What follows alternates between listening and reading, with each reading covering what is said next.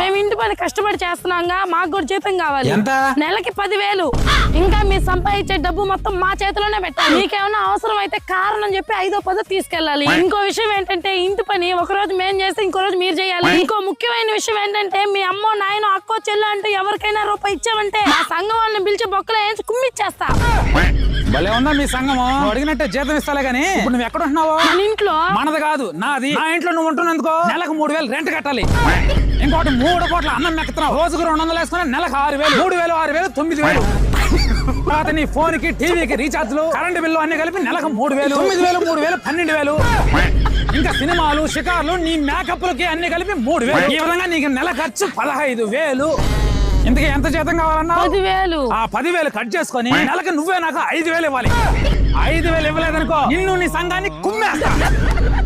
వద్దులే, ఆ టిప్పుల్లో అన్నం పెట్టినాను తినండి. లేకపోతే జీతం కావాలంటే జీతం